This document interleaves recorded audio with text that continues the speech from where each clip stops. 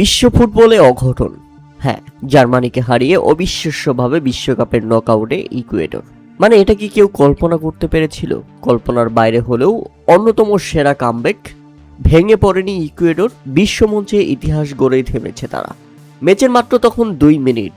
লেরোই সানের গোলে জার্মানি যখন লিড নেয়, অনেকেই হয়তো ভেবেছিল ইকুয়েডরের বিশ্বকাপ যাত্রা এখানেই শেষ। আজকের ম্যাচেও ইকুয়েডরের বিপক্ষে জার্মানি কমপক্ষে 7 গোল দিবে, কিন্তু না।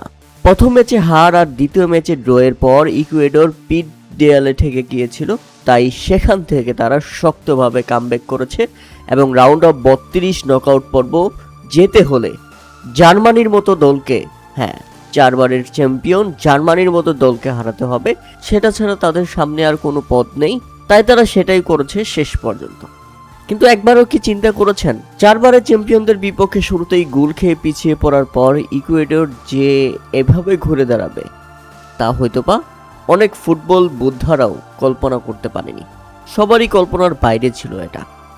ম্যাচের মাত্র 9 মিনিটের মাথায় নিলসন আঙ্গুলোর সেই সমতাসূচক গোল, আর ম্যাচের একদম শেষের দিকে ম্যাচের 78তম মিনিটে গঞ্জালো প্লাতার সেই অবিশ্বাস্য উইনিং গোল পুরো স্টেডিয়ামকে রীতিমতো স্তব্ধ করে দিয়েছিল। এই জয় শুধু 3 পয়েন্টের নয়, এই জয় নিজেদের অস্তিত্ব টিকিয়ে রাখার, এই জয় ফুটবল পরাশক্তিদের দেখিয়ে দেওয়ার যে ইকুয়েডর বা বিশ্বকাপের ছোট দল বলতে কিছু নেই।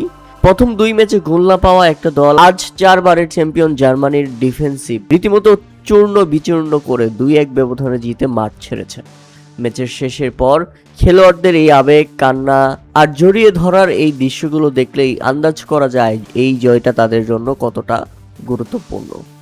What a match, what a night. Football প্রেমীদের জন্য অবিশ্বাস্য এক রাত।